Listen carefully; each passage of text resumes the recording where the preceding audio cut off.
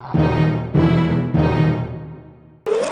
guys, welcome to Cavern of Comics right here on EerieTube.com. I'm your host, Cooper Barnes. Thanks for joining us. The theme of today's show, darkness. We're going to start over at Marvel with my favorite book, Dark Avengers. This is a comic book about a group of villains, honest-to-goodness villains, okay? Their leader is Norman Osborn. You may remember him as being the Green Goblin, the guy that was the bane of Spider-Man's existence for a long time. Well, this guy is now in charge of the whole show. He's in charge of S.H.I.E.L.D. He's in charge of Hammer. He's in charge of the Avengers and even his own team of X-Men.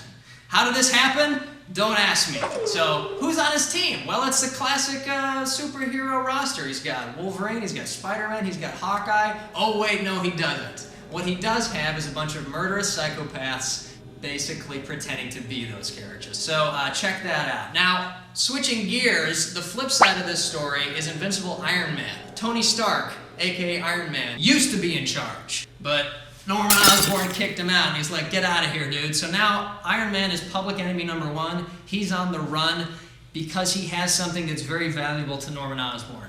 A list of all the superheroes' secret identities. And he knew that if it ever fell into the wrong hands, it could be bad news for his buddies. So Iron Man, being the genius that he is, downloaded this file into his brain. And the only way for him to destroy this list is to slowly delete it. Problem is, every time he deletes a piece of it, he gets a little dumber. Got a lot of action, but it's kind of sad in places too. Continuing with our theme of despair and darkness, let's go over to DC and check in with Batman and Robin. Batman and Robin like Adam West? That's not dark, Cooper. You can't fool us. Well, check this out. This is written by Grant Morrison, same guy that wrote Arkham Asylum. This is some dark shit, okay? This is not your father's Batman and Robin. Bruce Wayne, we all know him, we all love him. Dead! He's not even in this book. Dead before the first issue. So who is Batman now, you might ask? Well, he's his longtime ward and sidekick, Dick Grayson, the original Robin, who's all grown up now, and he's taken over as Batman. And by his side is Bruce Wayne's biological kid, Damian Wayne. And if you've seen The Omen, you know that any little kid named Damian is probably a psycho, and this kid doesn't disappoint. This little son of a bitch is angry. He's mad. He's 10 years old and he's full of rage. He was raised by the League of Assassins. He doesn't want anyone telling him what to do. He has absolutely no respect for the new Batman because he's like, you ain't my dad, fuck you. I'm not taking orders from you. So right away you've got this amazing power struggle between a guy who's trying his best to be Batman and a 10-year-old kid who's basically putting him in his place. So check this book out. It's a lot of fun. You may be used to seeing Robin get kidnapped and tied up with the bad guys, but what you may not be used to seeing is Robin freeing himself and then taking a circular saw to the face of the guy that attacked him. Thank you, Grant Morrison, and thank you, Frank Quitely, for getting that image burned into my brain. So let's move on over to Radical Comics with their brand spanking new book, The Federal Vampire and Zombie Agency. This book has it all. It's like chocolate and peanut butter. Hey, you got zombies into my vampire book. You got vampires into my zombie book.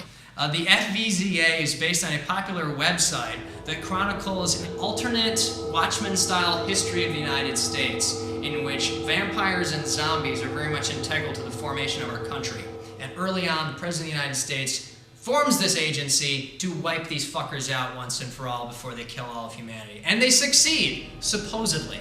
Cut to present day, the vampires are all gone, the FVZA has been disbanded, and yet, here comes the zombies, and here comes the vampires, the back! Who's gonna stop them? Only one guy remains. He's an old man now, former member of the group.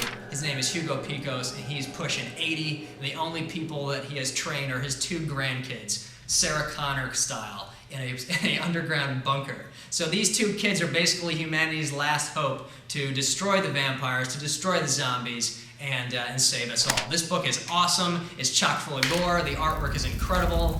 David Hine wrote this. You like zombies, you like vampires, you know you do. You gotta pick this up. While we're on the subject, I want to extend a special thank you to the kids over at Radical Comics for sponsoring our FVZA contest right here on EerieTube.com. Alright, that wraps up this edition of Cavern Comics. Thanks for watching. I'm your host, Cooper Barnes, and be sure to stay tuned right here for more creepy, eerie, gory madness on EerieTube.com.